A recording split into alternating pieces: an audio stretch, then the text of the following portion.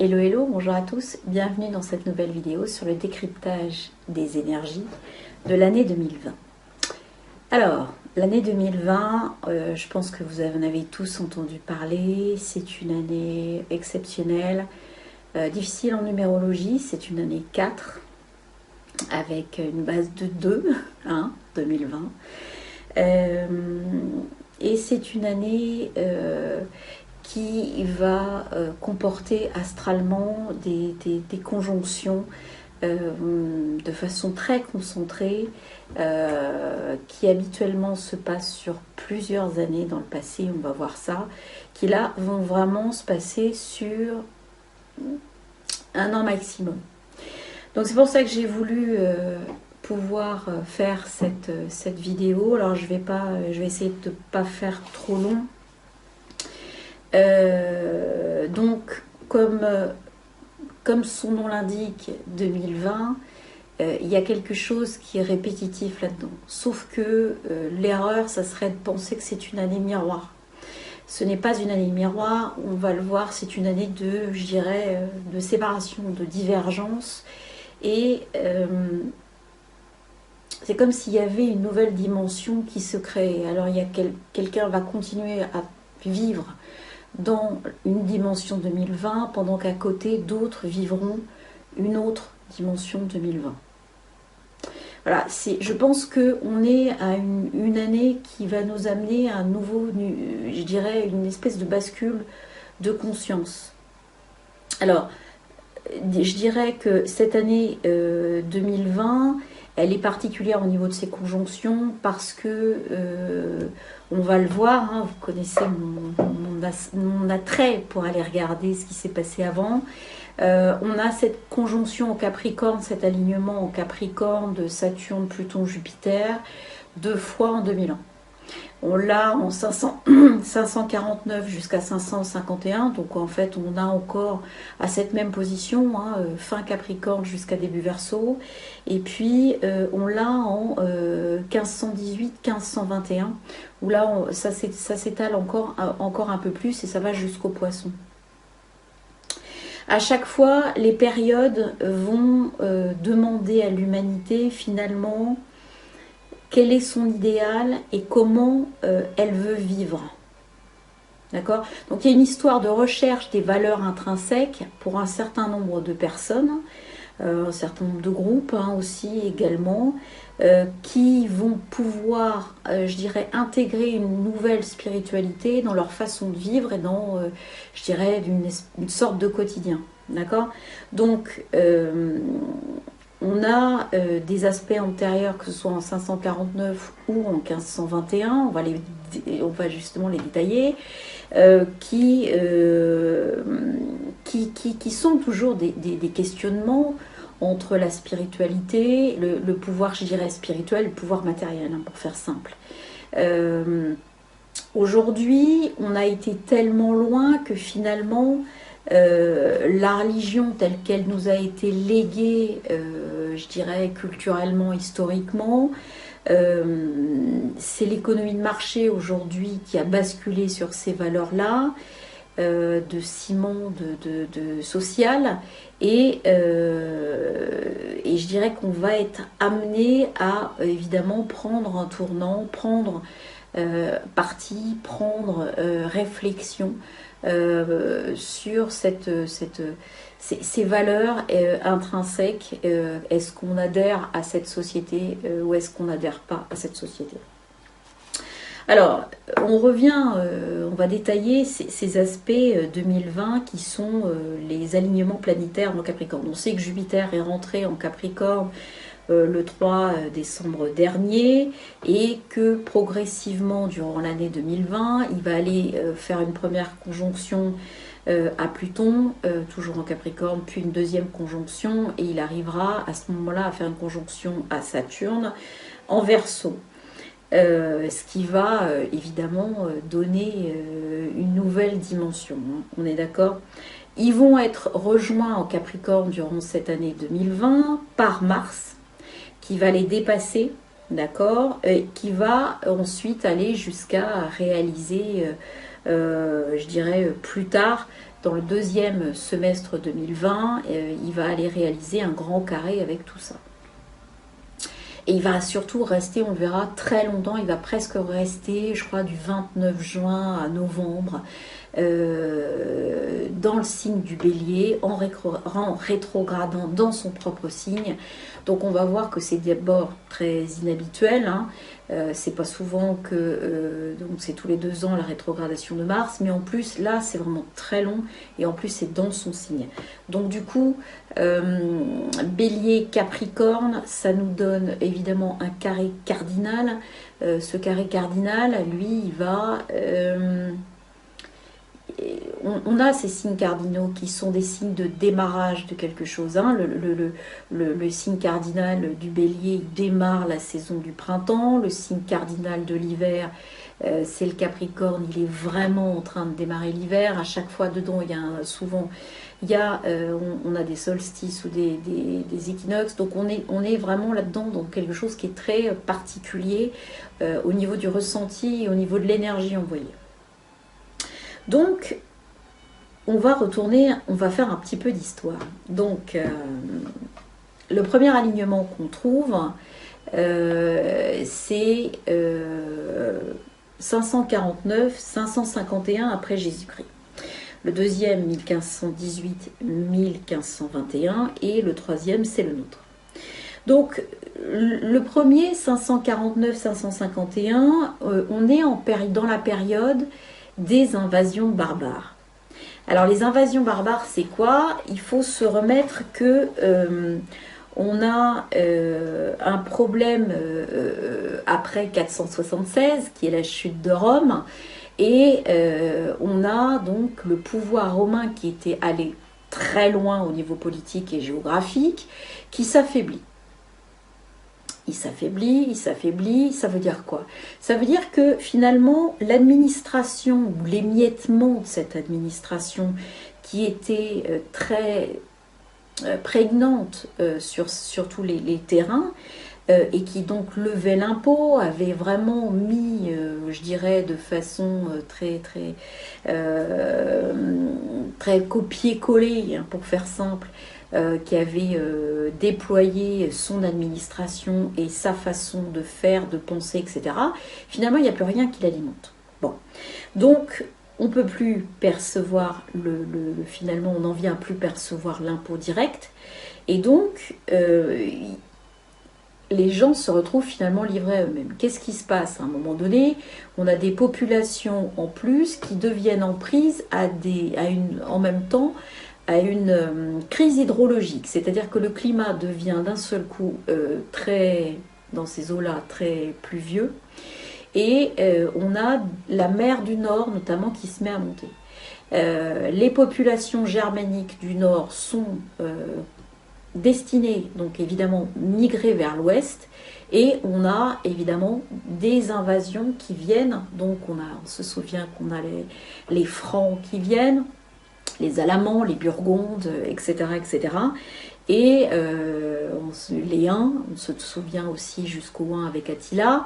Donc on a, je dirais, ces populations qui vont traverser la France, qui vont pas forcément toutes s'arrêter chez nous, hein, qui vont aller en Espagne, qui vont aller jusqu'en haut dans l'Italie, qui vont aller de l'autre côté en Angleterre, et qui vont s'installer parce qu'elles n'ont plus de terre, parce que finalement, de l'administration qui était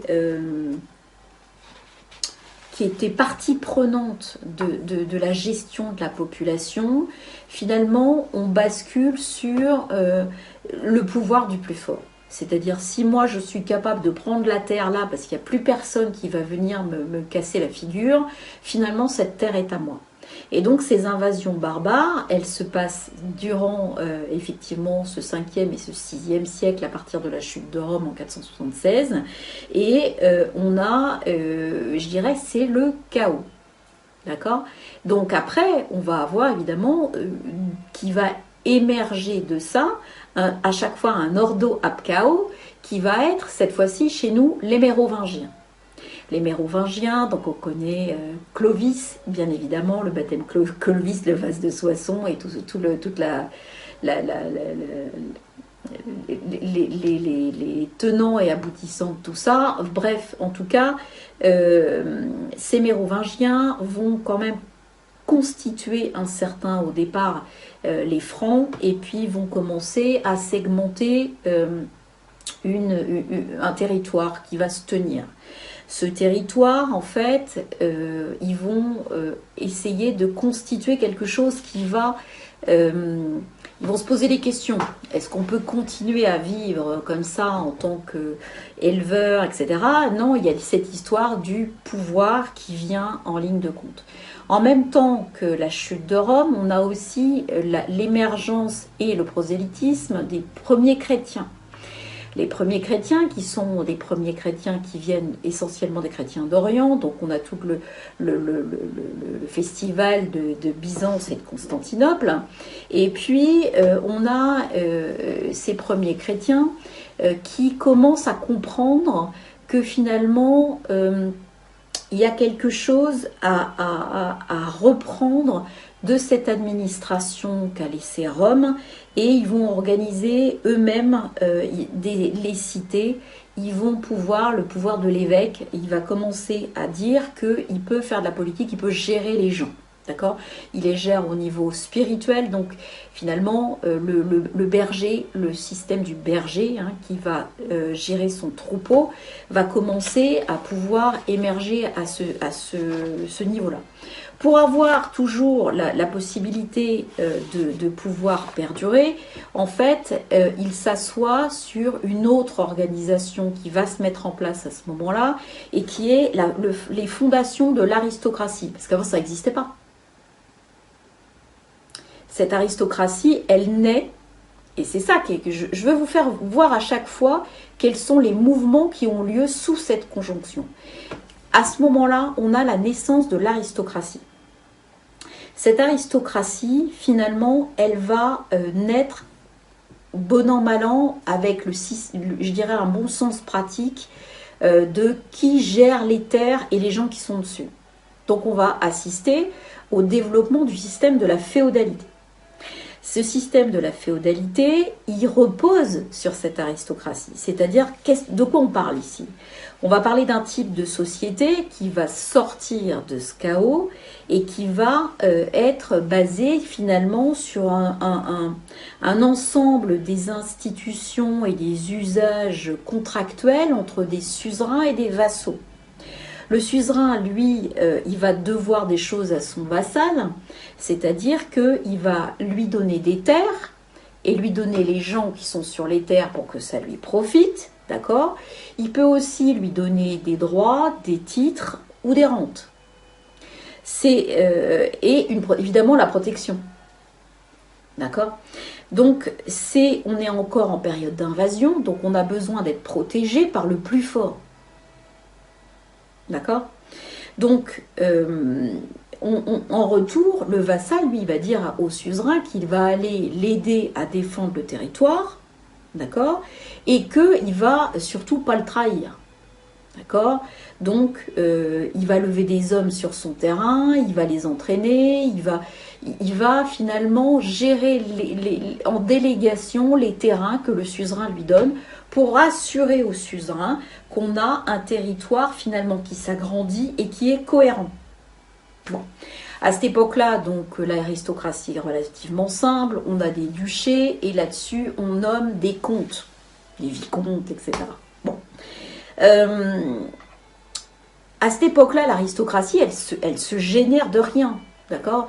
Donc ça veut dire que globalement, on a des familles de paysans qui, sur plusieurs générations, pour services rendus d'abord au vassal puis au suzerain, on l'a dit, le suzerain peut donner des titres. Donc ils sont anoblis. Donc on a quelque chose qui, au démarrage du chaos, va devenir, est plus ou moins égalitaire, c'est-à-dire que bon, ben voilà, on te propose une place, mais on t'enferme pas dans la place, d'accord ?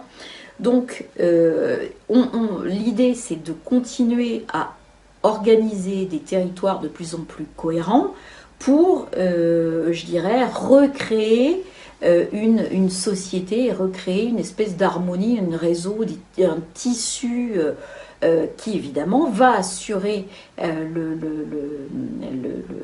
suzerain d'avoir plus un pouvoir réel, un pouvoir militaire. Là-dessus, évidemment, se greffe le pouvoir religieux. Le pouvoir religieux, donc on se dit, tiens, ben, quand même, lui, là, il a quand même un sacré pouvoir, les gens le croient, etc. On sent bien que ce pouvoir religieux est une menace. Qu'est-ce que font les familles de l'aristocratie? Elles intègrent les postes religieux. C'est-à-dire qu'on va voir ça jusqu'à la fin de l'aristocratie au XVIIIe siècle. C'est-à-dire que les premiers de famille allaient à la guerre, d'accord, ils étaient chevaliers de je sais pas quoi, et les deuxièmes ou troisièmes de famille, ils étaient immédiatement promis aux ordres. Que ce soit des filles, alors si c'était les filles étaient les aînées, c'était direct, hein, au couvent, machin, etc., sœurs de charité, trucs, etc. Les autres étaient, bien évidemment, le deuxième ou troisième, alors il y avait aussi, on pouvait être bourgeois, on pouvait être avocat, on pouvait, voilà. Donc les familles se divisaient entre la même famille, hein, le premier la guerre, le deuxième en général c'était les ordres, et le troisième c'était plus le droit, en étant avocat, magistrat, etc. etc. Je rejoins des vieilles études que j'ai faites, c'était terrible, c'était justement là-dessus sur ce sujet-là. Donc c'est pour ça que bizarrement ça revient et que j'avais fait déjà ce sujet à l'époque.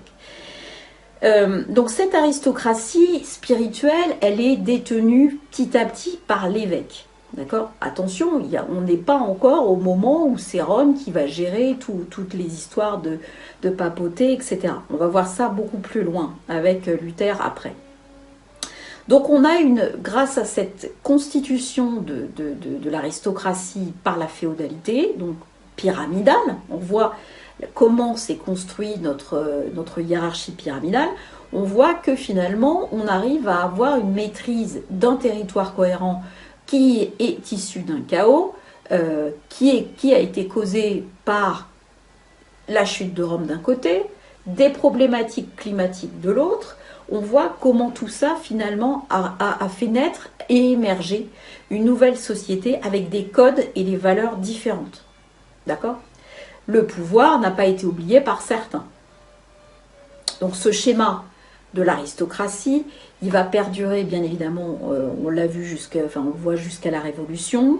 Il sera mené à son apogée par Louis XIV qui, lors de la Fronde, étant enfant, donc va être obligé de se sauver de Paris, du Louvre, va être emporté en carrosse à la nuit tombante par le cardinal Mazarin et Anne d'Autriche, sa mère, au château de Saint-Germain-en-Laye, pour lequel il va être obligé de rester un certain temps. Il y a tout un tas d'histoires là-dessus, c'est très très intéressant comme période, donc à la mort de Louis XIII.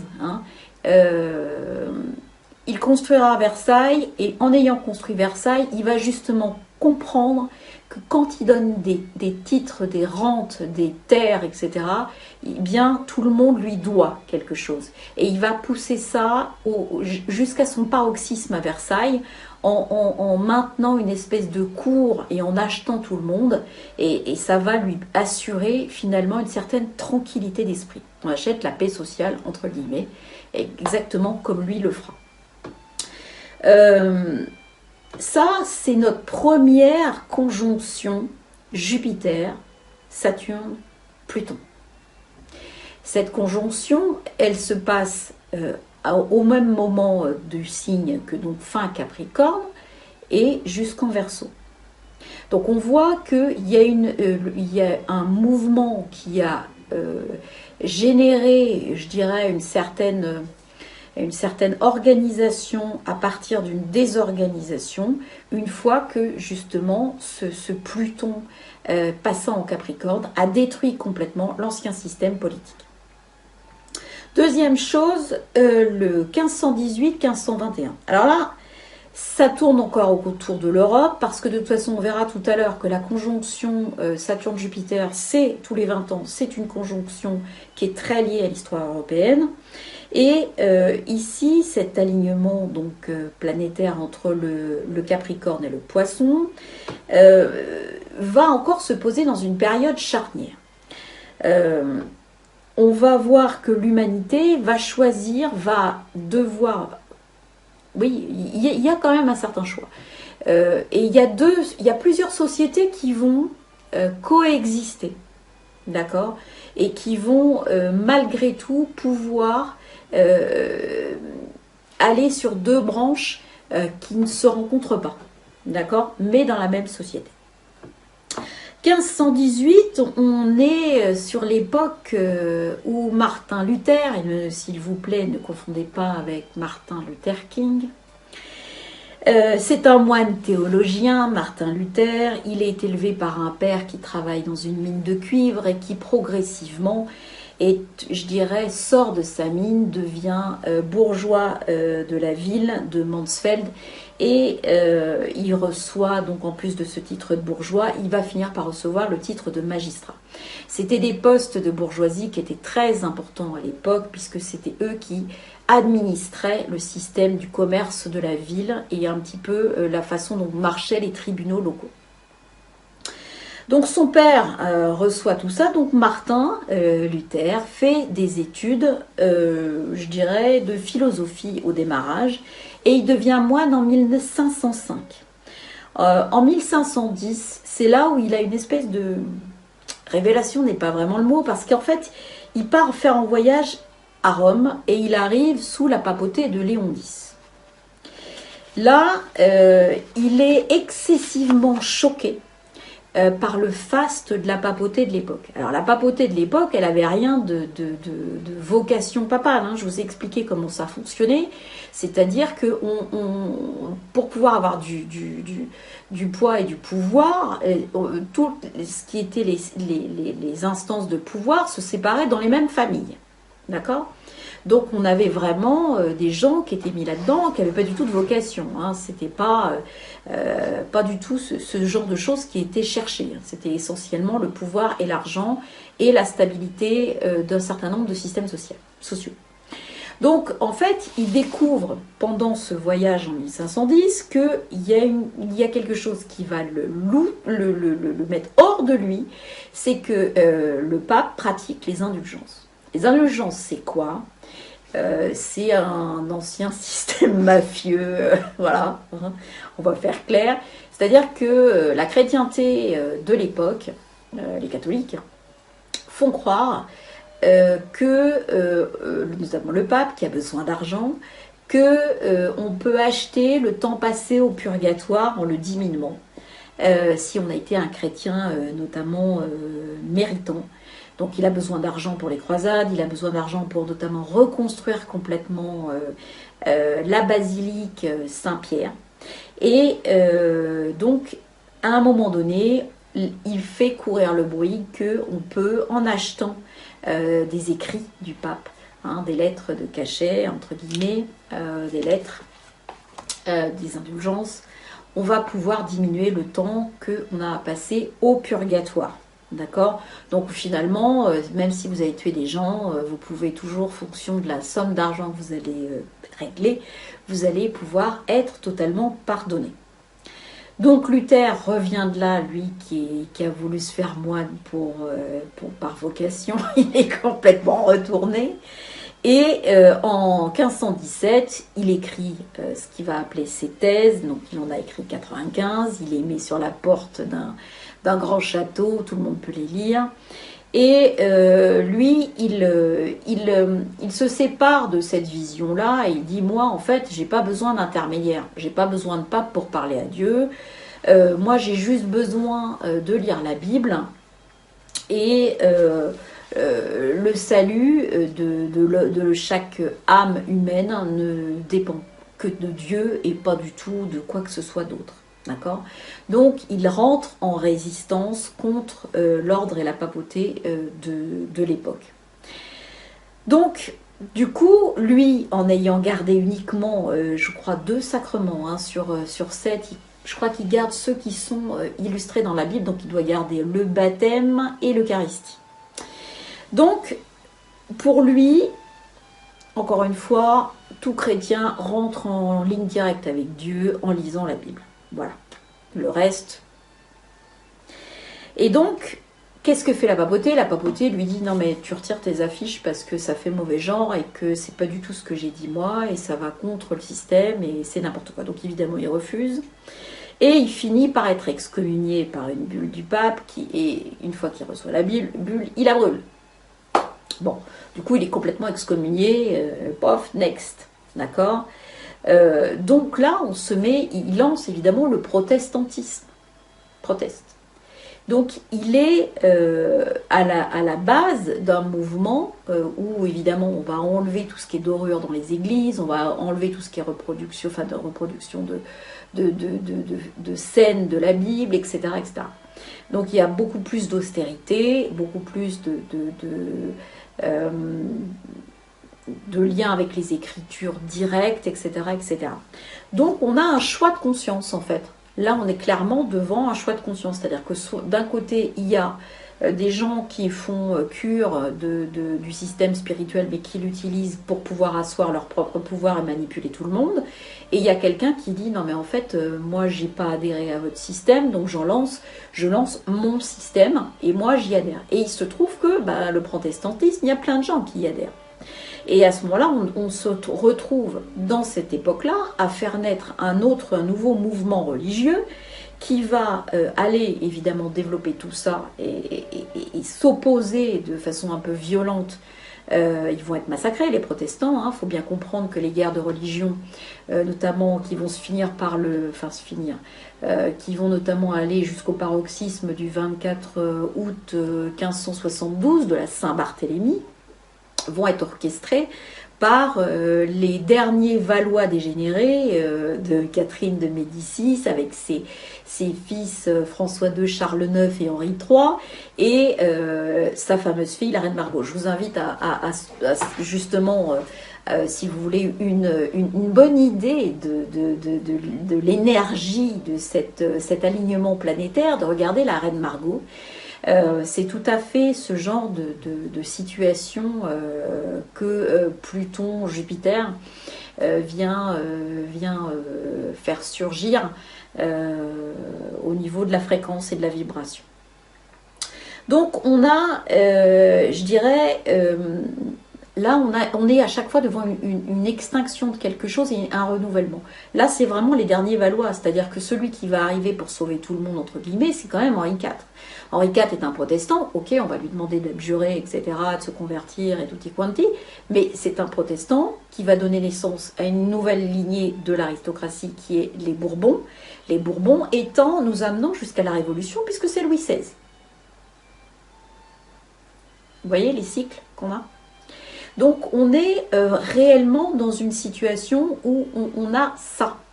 Donc on a ce choix-là. En Espagne, cette même période, c'est quelque chose de très grand, l'Espagne, à ce moment-là. C'est la première puissance économique, politique, militaire de l'Europe. D'accord ?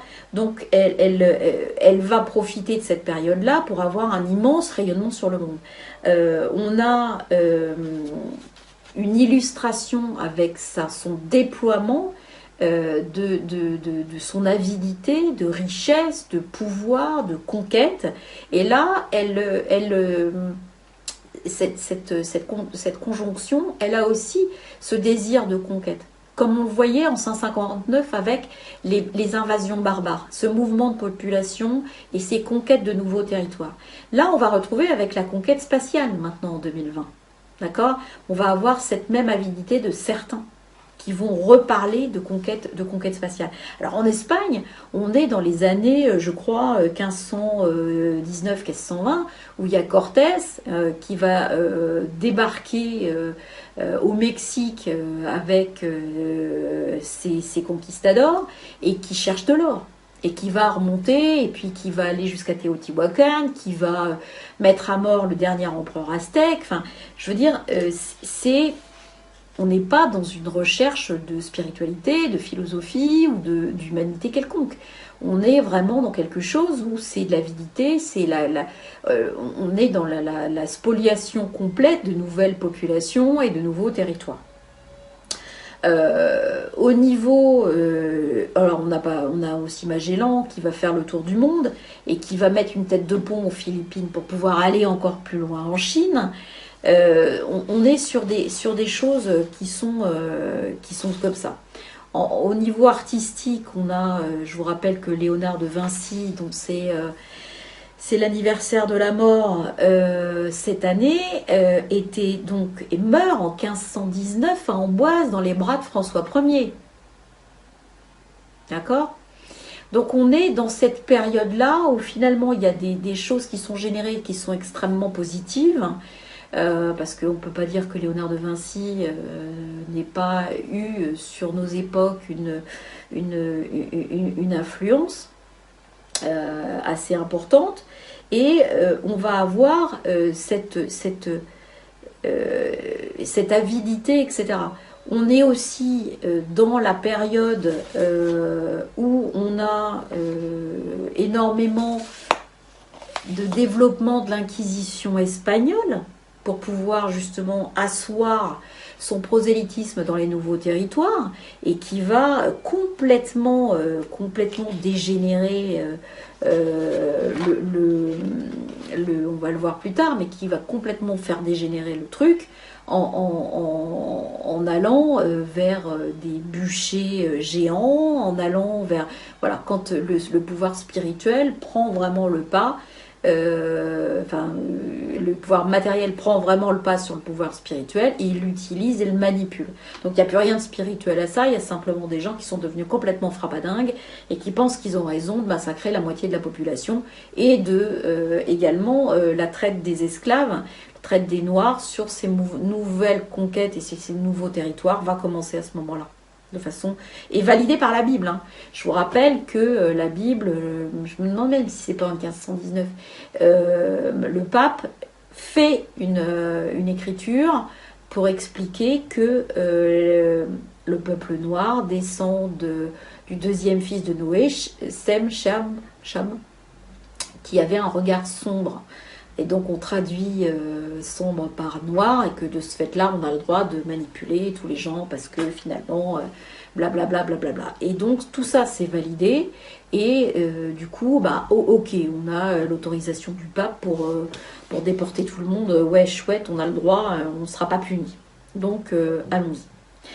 Ici, en 2020, donc maintenant pour faire court, donc une demi-heure à passer à faire d'histoire, j'espère que je ne vous ai pas tous perdus, mais c'est important de voir comment à chaque fois on a une déstructuration de l'ancien système pour pouvoir générer finalement une espèce de questionnement sur qu'est-ce que je veux par rapport à mes valeurs. D'accord ? Donc ça, c'est quand même, ça fait 2 fois qu'on se le mange hein, avec cette conjonction bizarre. Donc cette grande conjonction Jupiter, Saturne, Pluton, Capricorne, elle va avoir lieu en 3 temps. D'abord Saturne, Pluton à partir de janvier 2020, donc notamment le 12. Jupiter, Pluton en Capricorne d'avril 2020 à novembre 2020. Jupiter, Saturne en Verseau à 2 degrés fin décembre 2020. Donc on voit que là où la dernière fois on a ça sur 2-3 ans, là on a vraiment sur un an. Alors on a tous remarqué l'accélération du temps, donc là aussi ça marque bien que on est sur quelque chose de très concentré. Donc ça correspond aussi à la pleine lune qui aura lieu en Cancer le 10 janvier, donc 10-01 2020. Donc là, attention, on est sur du 2-2-2, d'accord, qui sera en plus en simultané avec une éclipse de lune, d'accord. Donc on indique finalement que le volet Saturne-Pluton, clac, qui arrive 2 jours après, s'active. On valide ça. Donc, Saturne, c'est quoi ? Saturne, c'est la contraction, la restriction, la structure, la rigidification, tout ce qui est système politique. C'est les os, c'est nos os, c'est le temps, les limitations matérielles notamment, l'échec aussi, la solitude, la vieillesse, l'administration, le plomb de Notre-Dame, les savants, voilà, ceux qui se taisent mais qui savent en fait, espèce de sagesse de maître Yoda qui ne dirait rien, quoi. D'accord? Et voilà, on est dans quelque chose qui représente l'élément terre de l'hiver, du Capricorne, donc qui est froid, qui est lent, humide. D'accord? Signe féminin. Donc on va voir plus tard, hein, l'année prochaine, je vous montrerai avec l'almanach, notamment on suivra énergie par énergie, comment on peut identifier l'élément d'une énergie et comment on peut justement essayer de contrebalancer cet élément pour arriver à en faire quelque chose qui va aller vers nous, qui va aller, je dirais, nous être profitable. Parce que c'est ça le but, hein, c'est d'identifier ce qui va nous être envoyé et pouvoir nous garder notre centre intérieur correctement apaisé et pouvoir surtout avancer là-dedans en étant vraiment avec une clarté d'esprit la plus grande possible. Pluton, donc Saturne-Pluton, on a Pluton. Pluton, on est dans la destruction, la transformation, le pourrissement, la régénération, les secrets, ce qui est les espions, ce qui est caché, c'est l'eau stagnante avec quelque chose en décomposition dedans. Voilà, on est vraiment sur, ouais, c'est de la décomposition, voilà, qui va donner plus tard autre chose, mais il y a quand même ce phénomène de décomposition, d'émiettement, hein, on l'a vu pour 549, on avait un émiettement de l'administration romaine qui a permis justement le déploiement d'une nouvelle forme de questionnement sur comment on veut vivre dans les nouveaux territoires, et ben là c'est pareil. On a cette même, ça vient de Pluton. Saturne, c'est cet émiettement du territoire, d'accord, et de la structure. Finalement, Pluton va être dans le signe de Saturne il est dans le signe de Saturne depuis un moment. Évidemment, on est toujours dans la transformation de ces structures. On est dans quelque part cette fameuse encore ordo ab chaos. On a cette structuration de Saturne et qui ne peut arriver qu'à partir du moment où il y a cet émiettement, cette transformation, cette dégénérescence insérée par Pluton. Donc, la conjonction Saturne-Pluton, elle va forcément nous demander une destruction irrémédiable de ce qui était avant. Donc, on est sur des repères sociétaux qui sont, on l'a vu dans les deux cas, des repères sociétaux qui sont complètement chamboulés. On est des repères politiques qui sont complètement chamboulés, une économie et une administration qui sont encore également touchés avec cet aspect-là. D'accord? On a une branche qui meurt et une autre qui avance. D'accord?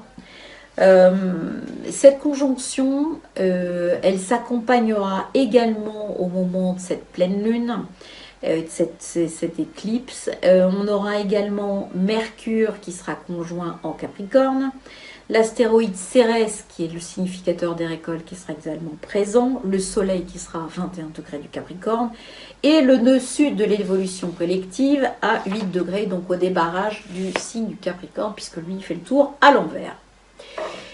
Ça veut dire quoi? Ça veut dire que bienvenue dans l'année 2020. C'est ça qu'on a, d'accord? On nous dit, voilà, on nous place le truc en nous disant, écoutez, voilà, ça y est, on y est.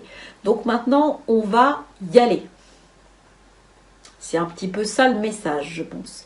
Donc ensuite, on va, une fois qu'on a posé cette énergie-là, on va avoir la conjonction Jupiter-Pluton qui va arriver le 29 mars 2020 jusqu'au 10 décembre 2020 avec des périodes de rétrogradation simultanée de ces deux planètes. On a Jupiter qui rétrograde du 15 mai à 27 degrés au 14 septembre, qui se retrouve à 17 degrés du Capricorne. Pluton, simultanément, va rétrograder du 26 avril au 4 octobre, toujours dans le signe du Capricorne. Jupiter, c'est quoi? Jupiter, c'est l'expansion, c'est l'optimisme, c'est la réussite, c'est la chance, c'est l'économie, c'est l'ouverture, c'est l'étranger, les chevaux, enfin, tout ce qui va, tout ce qui galope. hein, tout ce qui galope, tout ce qui... c'est aussi tout ce qui est la légalité, d'accord, les notables aussi, les médecins, les avocats, les juges, le clergé, les enseignants, c'est aussi les excès, hein, Jupiter, il est toujours à la tête d'un certain nombre d'excès, et je dirais que on est sur quelque chose qui va aller sur vraiment de l'ouverture. Hein. Jupiter, c'est l'expansion. Donc, qu'est-ce qui fait Jupiter conjoint à Pluton? Jupiter, il augmente Pluton. Mais Pluton, c'est quoi? Pluton, c'est la destruction. Pluton, c'est l'émiettement. Pluton, c'est la transformation. Pluton, c'est la régénération. Donc, la conjonction Jupiter-Pluton est destinée à augmenter les capacités de transformation de Pluton. C'est-à-dire qu'il arrive en soutien, c'est un peu la cavalerie, hein, c'est le cas de le dire, puisque c'est les chevaux, Jupiter. Donc on est dans la cavalerie qui va venir donner un coup de main à Pluton pour, si jamais le système n'est pas complètement par terre, boum, on lui recolle un grand coup derrière la tête. Donc finalement, cette expansion de la destruction de Pluton va augmenter considérablement son potentiel et surtout son rayonnement. D'accord? Donc on va passer globalement à la vitesse supérieure à partir de cette fin mars. D'accord? Donc on va avoir également une apogée. Pluton, c'est aussi le pouvoir de l'occulte. D'accord? C'est ce qu'on ne comprend pas. Hein, c'est ce qui est en dessous, qui va être complètement dissimulé. Donc là, on va avoir, je dirais, énormément de mouvement de ce pouvoir occulte qui va essayer globalement de peut-être soit les rats quittent le navire, soit ils vont essayer de trouver des solutions pour maintenir le pouvoir en place. Alors, on tente, ou alors on va peut-être avec cette conjonction-là pouvoir essayer de tenter d'imposer un autre pouvoir, qui peut être un pouvoir basé sur des forces obscures ou militaires ou des choses dont on n'a pas accès, hein. C'est l'armée qui est là-dessous, ou la police. En tout cas, il y a une stratégie Jupiter qui est faite dans l'ombre, Pluton. Au niveau politique, le Capricorne. Donc, social. Donc, on est sur quelque chose qui boue. D'accord? Donc, il se passe quelque chose entre le 29 mars et le 10 décembre 2020. Comme il y a des périodes de rétrogradation, on peut dire qu'il va y avoir plusieurs pointes dans cette période-là et qu'il va y avoir des moments où ça peut flancher grave, et ça sera donc globalement après le 29 mars, on peut avoir autour du 15 mai et du 14 septembre, du 26 avril et du 4 octobre. Ça, c'est pour les points de bascule où on peut sentir que le truc il bouge en dessous de nous. D'accord? Ça peut être très très compliqué à ces périodes-là.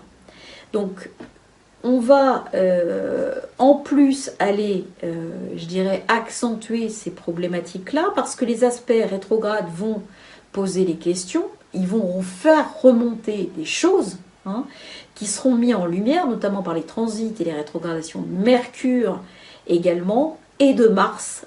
Je vous ai dit, Mars qui va jouer cette année un rôle de pétard, en fait de mèche à allumer la poudre. Mars va se balader dans des secteurs où Mars va allumer donc Mars, on va en parler tout à l'heure, mais c'est vraiment ça. Mars a un rôle cette année de j'allume la mèche. D'accord? J'allume la mèche et poum, derrière, ça va péter dans plusieurs secteurs. La dernière conjonction de cette triplette infernale, elle va se passer fin décembre 2020 et c'est la rencontre de Jupiter et d'Uranus en Verseau, à 2 degrés. Donc le cycle, je vous en parlais tout à l'heure, de cette conjonction, il est important parce qu'il a lieu tous les 20 ans. Et c'est une conjonction qui globalement pilote le continent européen pour la décennie qui vient. C'est-à-dire que par exemple, nous, la dernière conjonction qui s'est passée il y a 20 ans, on a eu le démarrage de l'euro, la monnaie. D'accord? En 1980, donc c'est-à-dire la conjonction d'avant, On a eu l'ouverture du bloc de l'Ouest et du bloc de l'Est qui ont donné à la fin de la décennie la chute du mur de Berlin. En 1960, à l'identique, on a eu cette conjonction qui, je dirais, a annoncé des démarrages et des modifications économiques forts dans le bloc pour aller jusqu'à la révolution complètement des idées et des castes, entre guillemets, en 1968. D'accord ?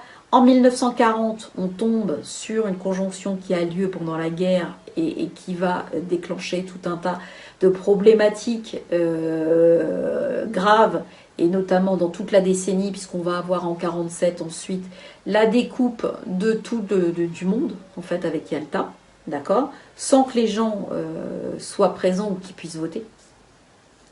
Et en 1920, évidemment, on a cette première modification, ces modifications économiques qui sont insufflées avec la bourse, notamment de New York, qui vont générer le krach de 1929 avec derrière une problématique assez importante au niveau des gens.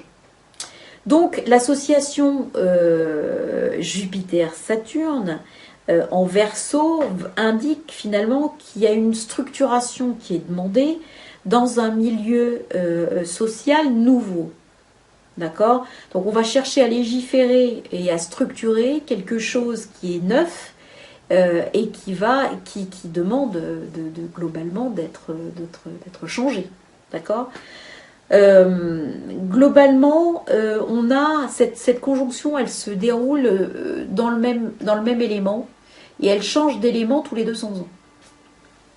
Donc là, jusqu'à présent, on était en triangulation en Capricorne et donc dans un élément terre, donc de construction sociale. Aujourd'hui, c'est la première fois depuis 200 ans qu'on bascule dans le Verseau.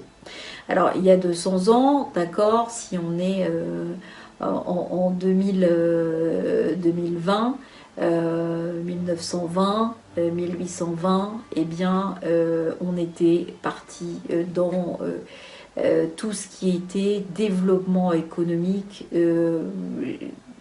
la révolution industrielle, hein, elle était en partance à ce moment-là. Donc vous voyez, on a encore un changement très intense.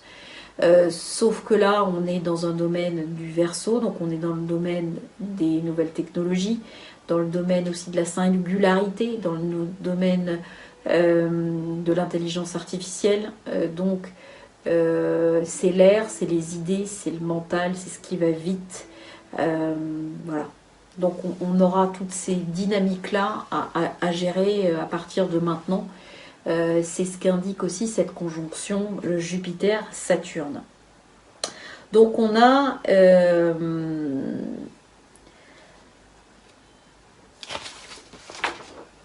je vais trop vite. On a cette conjonction donc, qui se passe en triangulation et qui va nous amener finalement une nouvelle page de l'Europe qu'il faut écrire. Hein. Je vous rappelle que Jupiter-Saturne, c'est la construction européenne. D'accord ?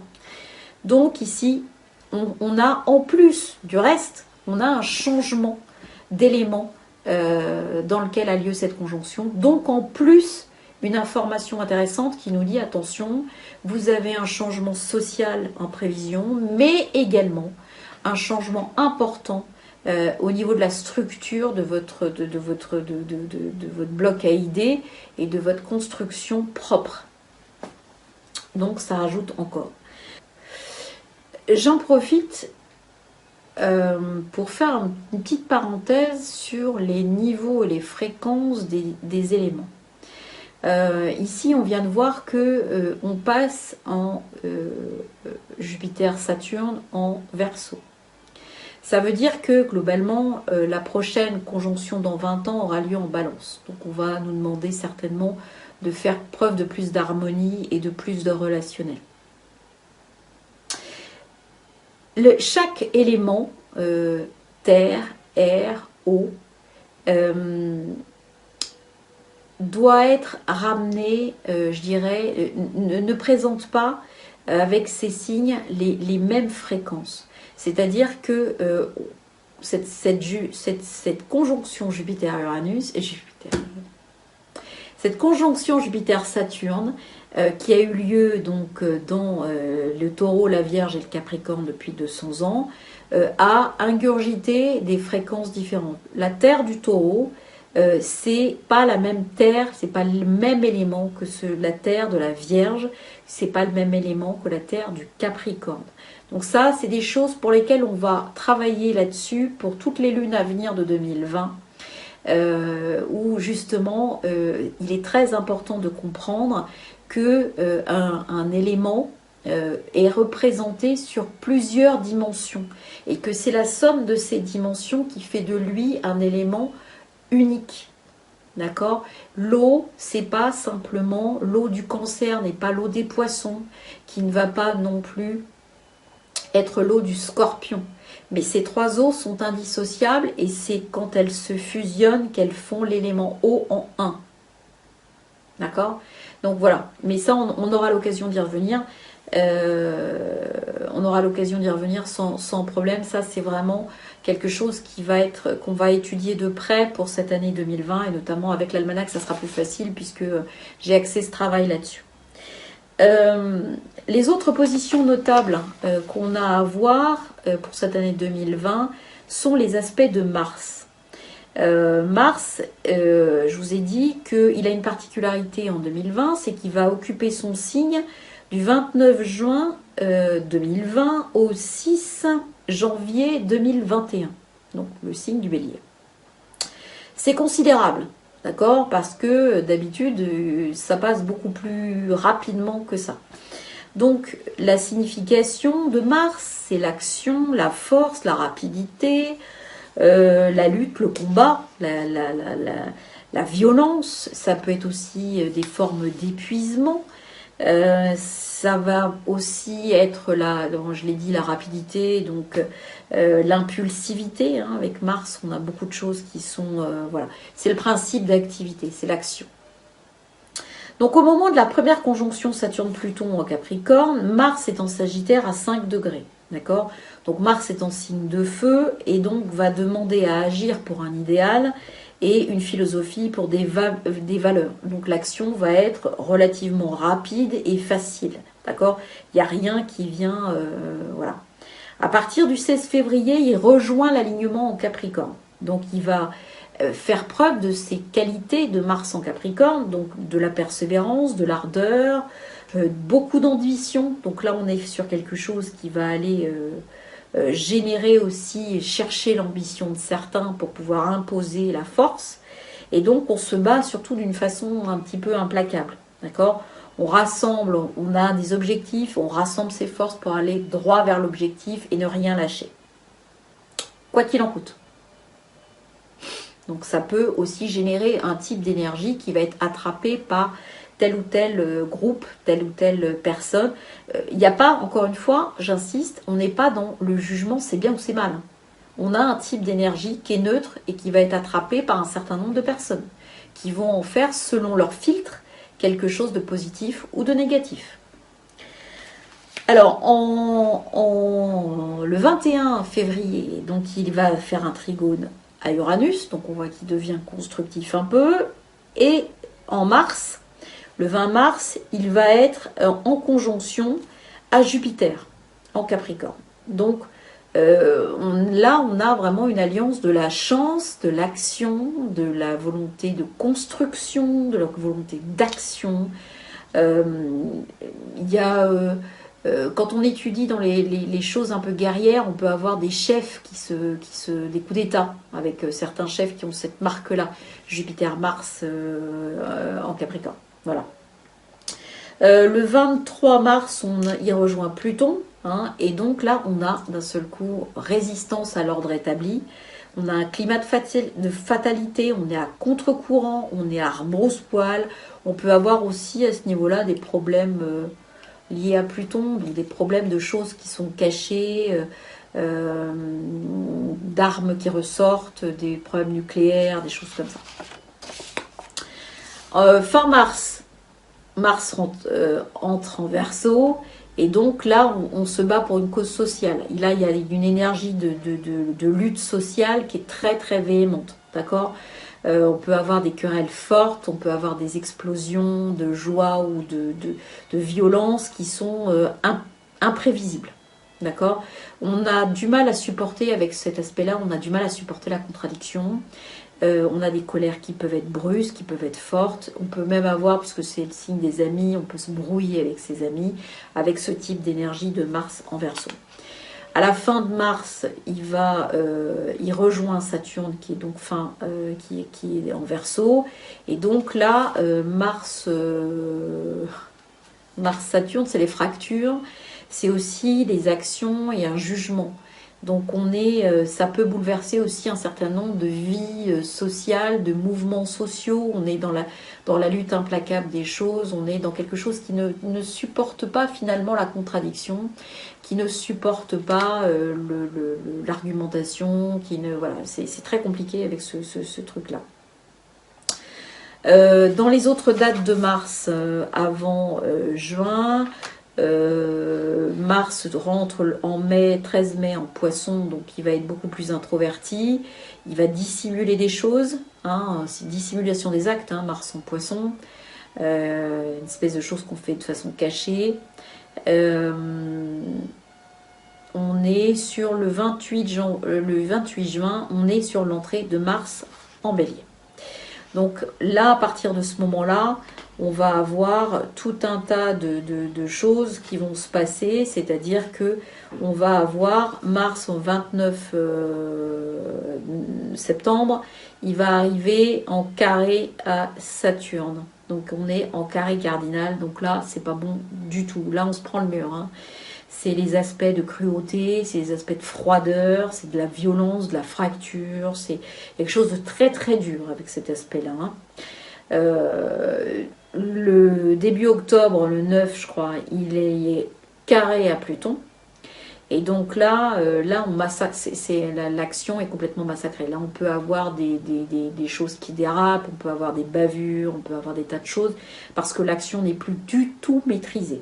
D'accord ? On peut avoir beaucoup de problèmes d'extrême violence. Et puis le 13 janvier 2021, on revient avec un carré à Saturne. Donc on est sur quelque chose qui est très tendu.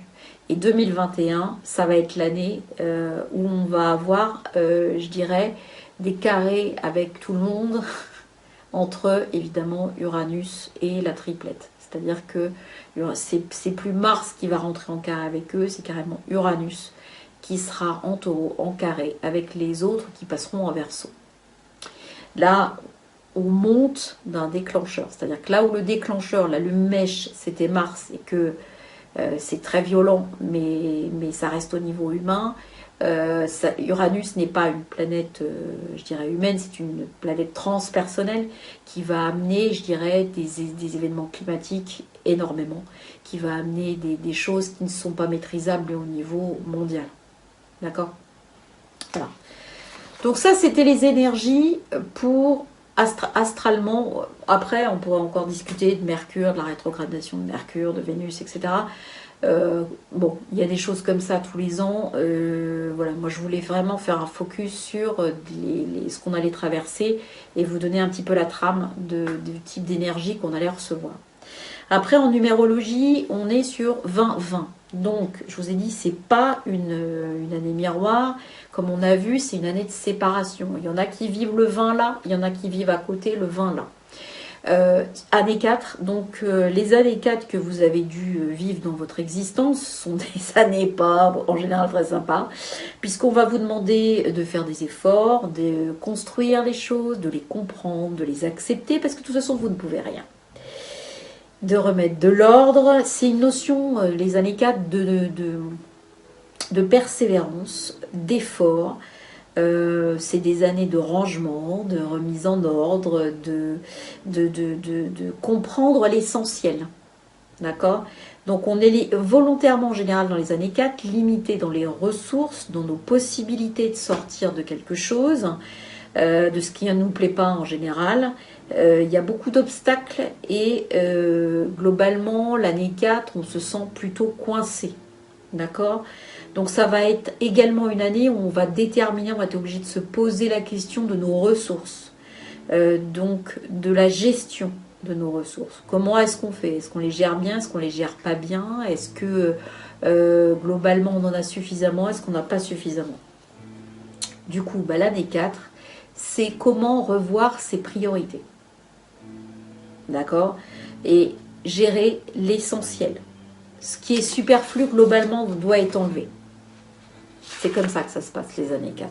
On ne peut pas les garder. De toute façon, on est complètement submergé par les choses et on n'arrive pas. Donc, on maintient le cap dans les années 4 à coup de volonté pour tenir les objectifs. Au niveau physique, on peut être très fatigué dans les années 4. Voilà, et il peut en plus y avoir une espèce de routine. Les années 4, c'est pas des années où on s'amuse, c'est des années où on travaille. Donc voilà, c'est l'énergie 2020. Donc globalement, voilà ce qui nous attend pour 2020. Alors c'est pas, on le voit, hein, c'est pas une fin des choses. Hein. On est sur quelque chose qui volontairement nous demande d'arrêter ce qu'on fait. Donc globalement, on arrête ce qu'on fait, mais pas pour rien faire, pas pour regarder ailleurs, pas pour se mettre la tête dans le sac. On nous demande de gérer les choses pour pouvoir ensuite les transformer, les mettre au monde et finalement être à la tête d'une nouvelle société avec des nouvelles valeurs. Donc, quelque part, cette année 2020, comme dirait la carte du jugement, qui est associée 2 fois le jugement, c'est une seconde chance. Hein. C'est une renaissance aussi. Et donc, on est dans quelque chose qui va nous demander finalement de renaître et de mourir à ce qu'on était. Une renaissance qui va nous demander de pouvoir simplement revoir notre hiérarchie de valeurs et nous poser les questions de savoir si on veut y adhérer ou pas. C'est un peu ça l'idée, c'est de comprendre que on n'est pas sur quelque chose maintenant où finalement on va nous dire on vous laisse le choix, globalement. Non, aujourd'hui, le choix qu'on va nous donner, c'est tu préfères manger des cactus avec des cailloux ou voilà, c'est le genre c'est pas un choix, c'est la peste ou le choléra. Donc globalement, dans un premier temps, il faut choisir de refuser ce qui ne nous correspond pas, pour après accepter la période de chaos qui va être générée derrière. Encore une fois, c'est pas la fin du monde. Cette période de chaos, elle est à chaque fois, elle donne la possibilité, la chance et les valeurs pour attraper quelque chose de différent et de nouveau. Donc on va essayer de travailler là-dessus toute l'année. Hein, dès le 10 janvier, on va avoir une nouvelle pleine lune éclipse. Et donc on verra ça à ce moment-là. Comment bien gérer les énergies qui nous sont envoyées, comment les utiliser, comment les manifester surtout dans notre vie avec finalement en intégrant ce qui nous est demandé, cette spiritualité dans notre quotidien à travers la matière. C'est aussi ça qui nous est demandé. Le jugement, c'est la surprise aussi. Travaillons sur la façon dont on accueille les surprises. Voilà, je vous fais des gros bisous. Je vous souhaite un joyeux Noël, de très belles fêtes de fin d'année. Prenez soin de vous, prenez soin de vos proches. Pensez à bien vous aimer aussi. Et puis, on se donne rendez-vous très vite en 2020. Je vous embrasse bien fort et je vous dis à très très vite. Ciao, ciao.